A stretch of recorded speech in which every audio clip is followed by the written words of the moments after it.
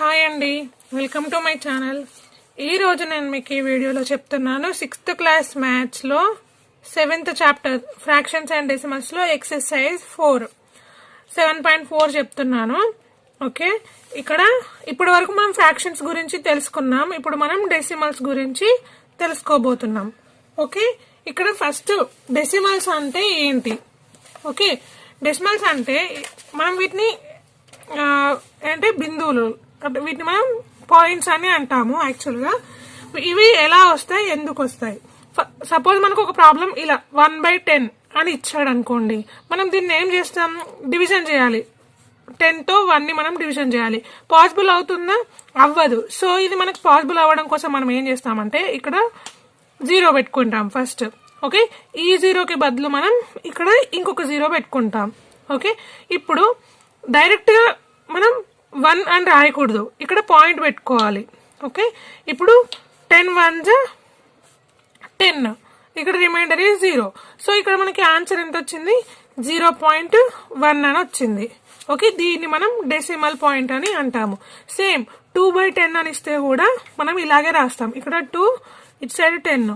మనకి ఇది పాసిబుల్ అవ్వదు కాబట్టి ఇక్కడ 0 పెట్టుకోవడం కోసం ఇక్కడ 0 పెట్టుకుంటాం. ఈ 0ని డైరెక్ట్ గా రాస్తే మనకి ఇక్కడ 10 2s అంటే ఇక్కడ మనకు 2 అయిపోతుంది. సో 2 అవ్వకూడదు, ఇక్కడ మనం పాయింట్ పెట్టుకోవాలి. ఓకే, ఇక్కడ 10 2s 20 అంటే 0, రిమైండర్ ఈజ్ 0. సో ఇక్కడ ఏమొస్తుంది? 10.2 వస్తుంది. సేమ్ ఇలాగే మీరు 3 4 5 6 7 8 9 10 చేయండి.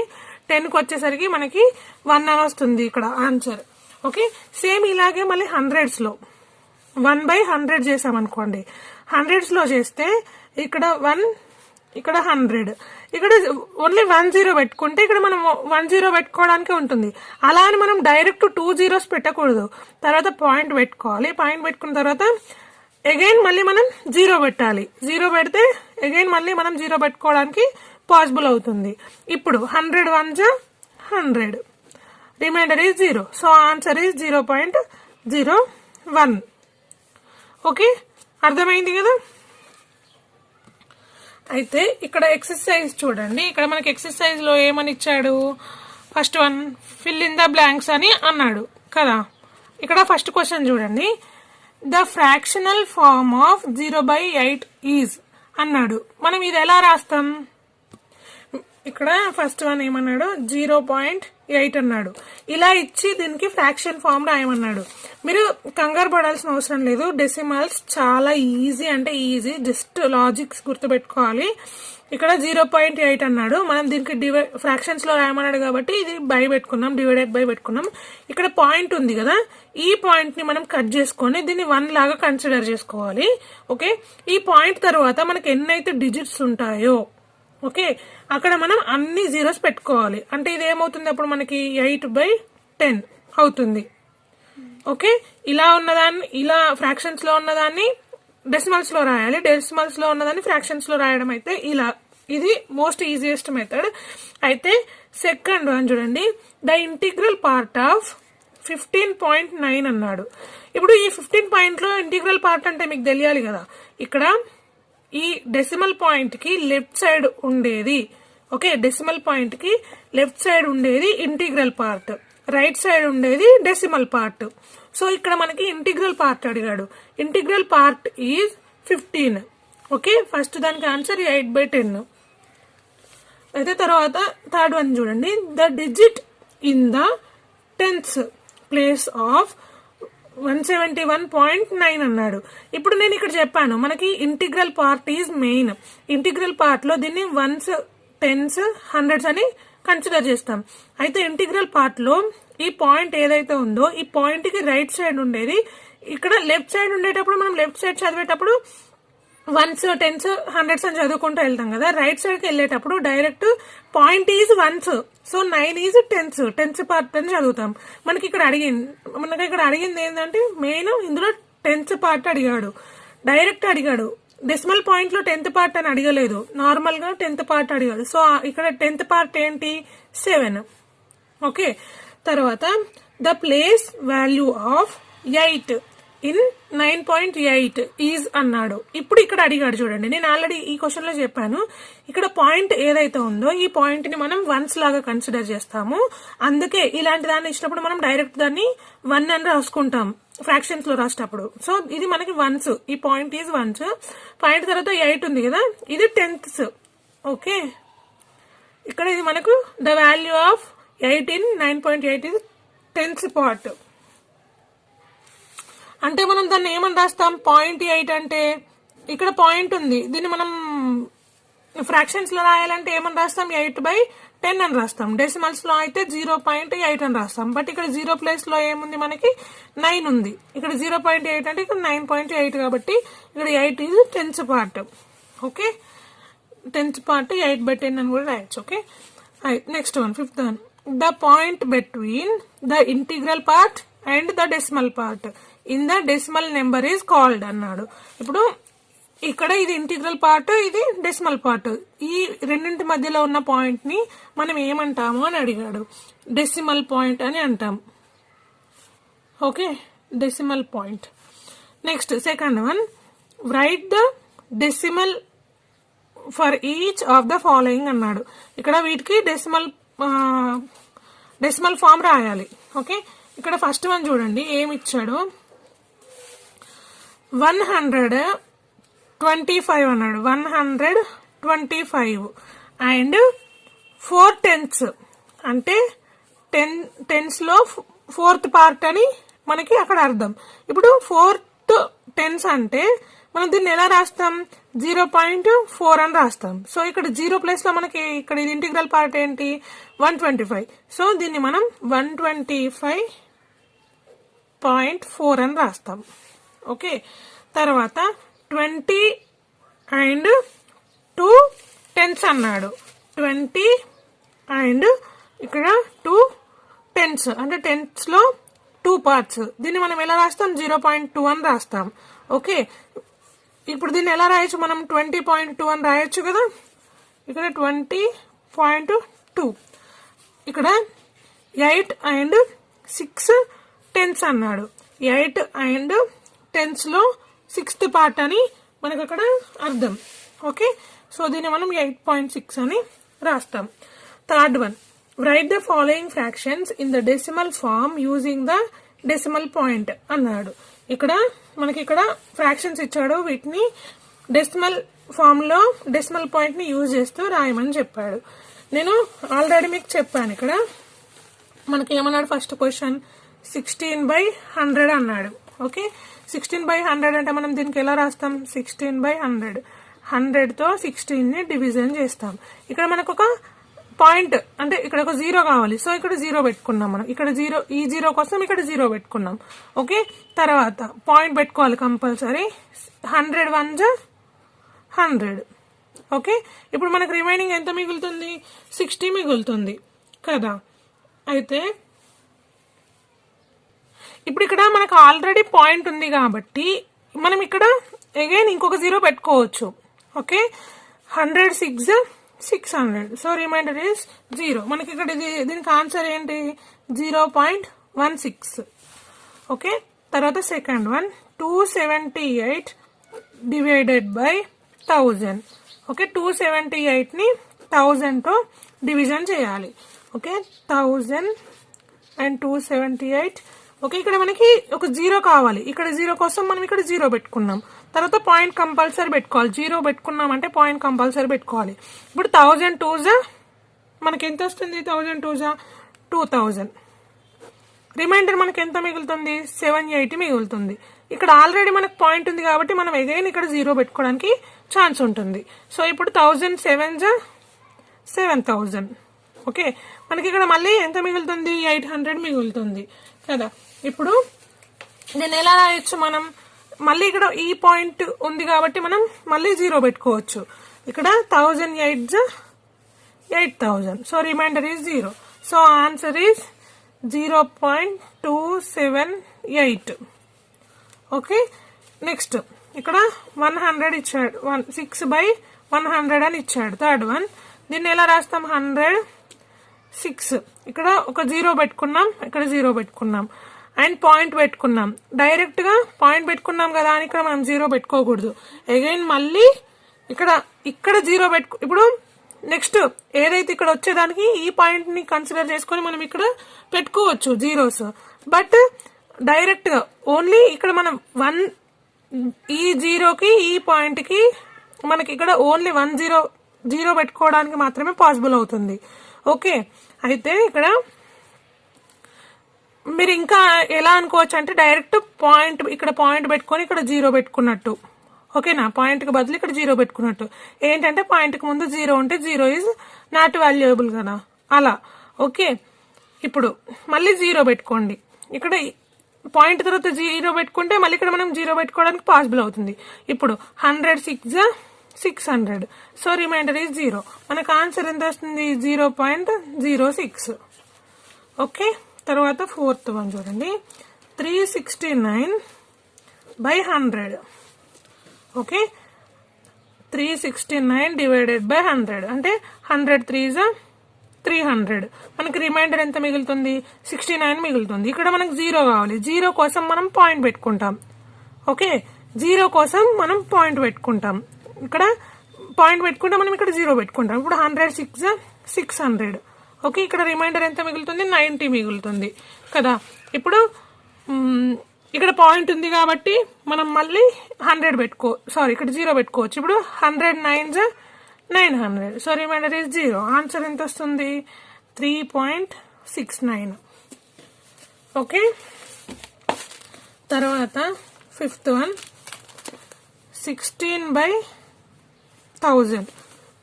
16/1000 అంటే 1016. ఇక్కడ మనం పాయింట్ పెట్టుకుందాం. పాయింట్ నే 0 లాగా కన్సిడర్ చేసుకుందాం. ఓకే, డైరెక్ట్ పాయింట్ పెట్టుకుందాం. పాయింట్ ని 0 లాగా అనుకుందాం. మళ్ళీ ఇక్కడ మనకి ఒక 0 సరిపోదు కదా, ఇది ఈ 100s లో ఉంది, 1000s లో ఉంది. సో మనకి ఇంకొక 0 కావాలి కాబట్టి అగైన్ 0 పెట్టుకుందాం. ఇక్కడ 0.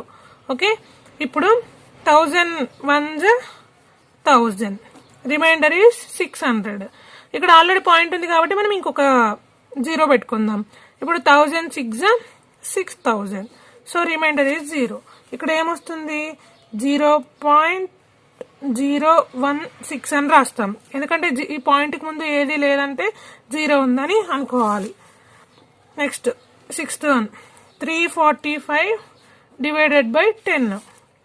345 ని 10 తో డివిజన్ చేయాలి. 345. ఓకే, ఇక్కడ మనం ఏమని రాస్తాం? 10 3s 30. రిమైండర్ ఎంత మిగులుతుంది? ఇక్కడ 45 మిగులుతుంది. ఓకే, ఇక్కడ 10 4s 40. ఓకే, ఇక్కడ మనకి రిమైండర్ 5 మిగులుతుంది.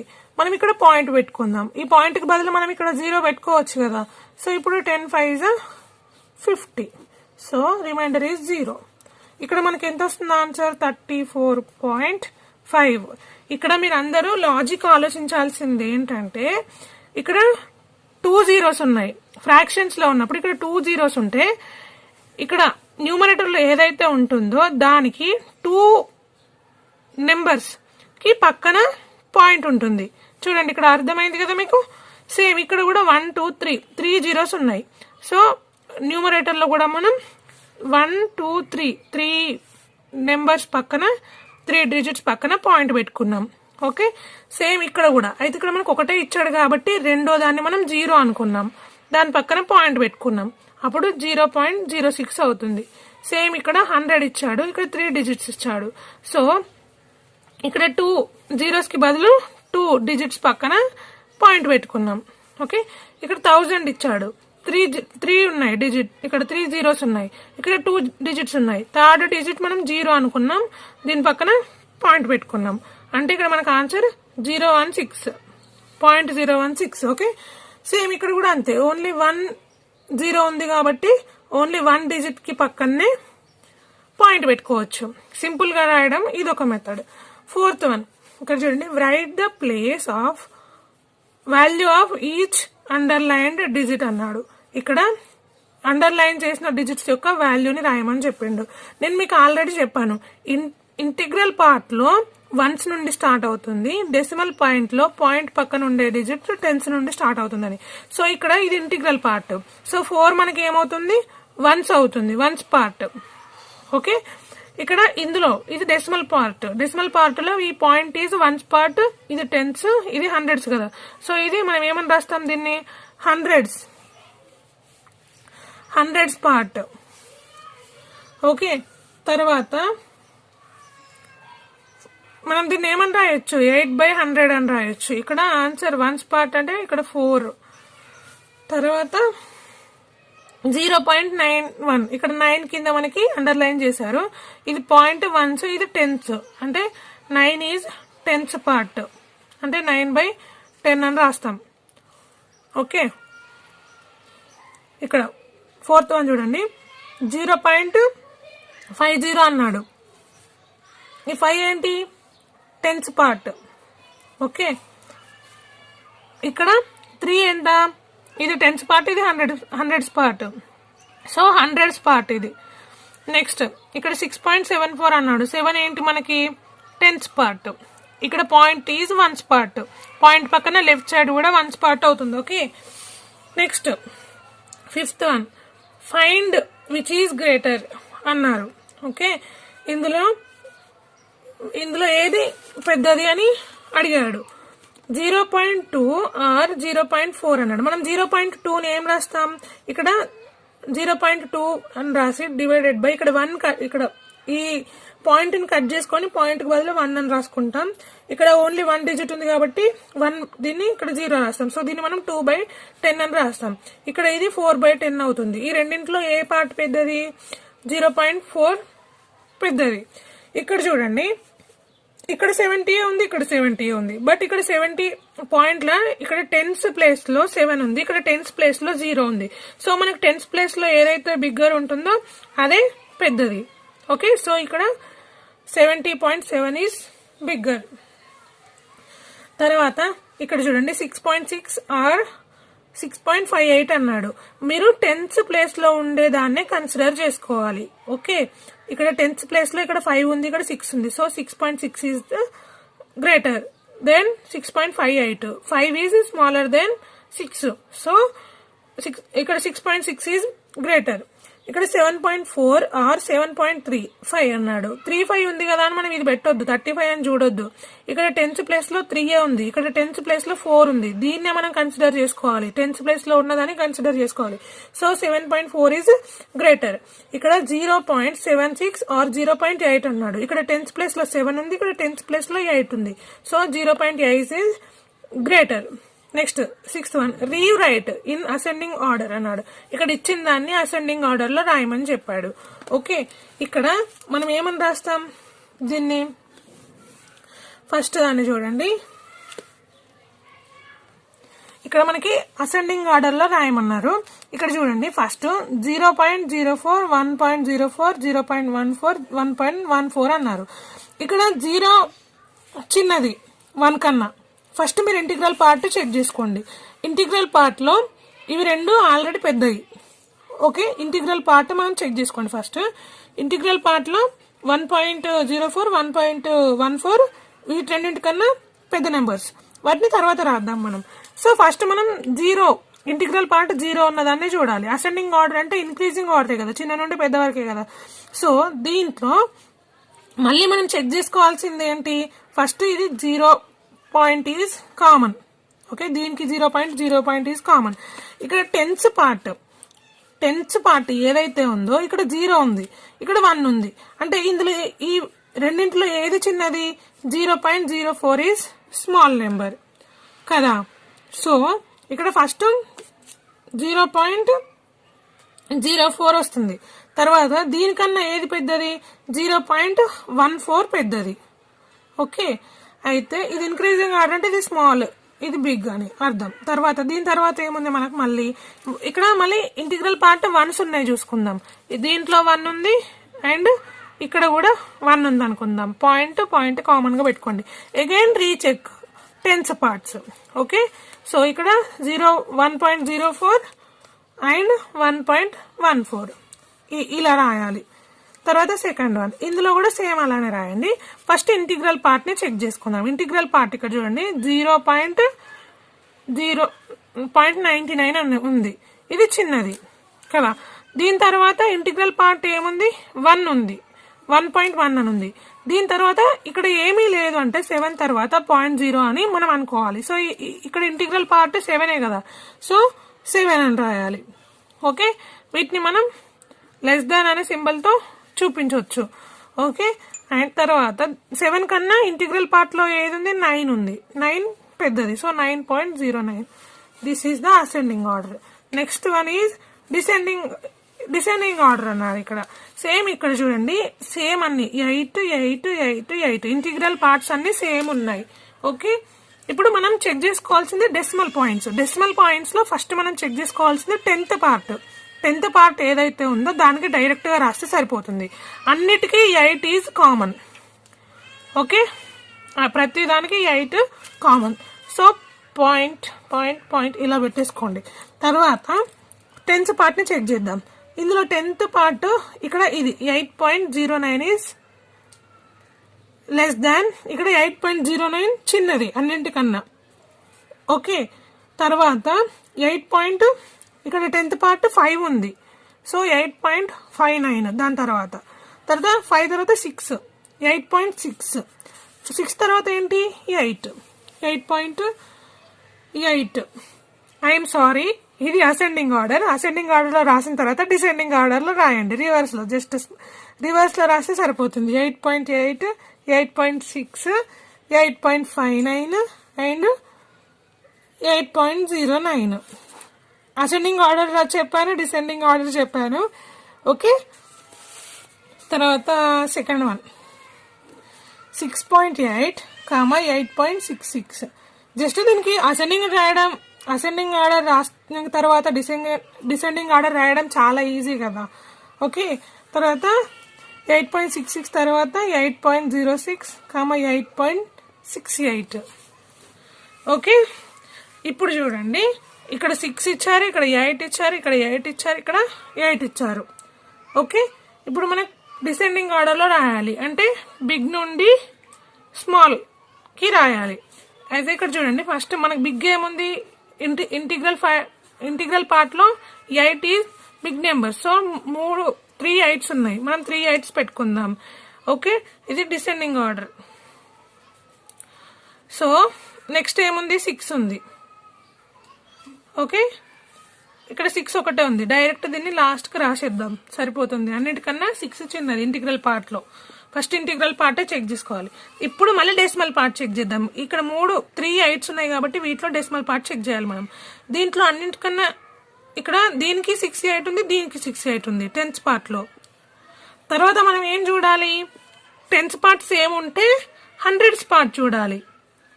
ఓకే, 10th పార్ట్ సేమ్ ఉంటే 100s పార్ట్ చూడాలి. 100s పార్ట్స్ లో 8.68 ఈజ్ బిగ్గర్ నెంబర్. ఓకే, తర్వాత 8.66, దీని తర్వాత 8.06. అర్థమైంది కదా, చాలా సింపుల్ ప్రాబ్లమ్స్. ఓకే, ఈ వీడియో కానీ మీకు నచ్చినట్లయితే please subscribe my channel. I'm requesting you all. And ఒక లైక్ చేయండి, మీ ఫ్రెండ్స్కి షేర్ చేయండి. Thank you for watching. Next exercise నేను నెక్స్ట్ వీడియోలో చెప్తాను.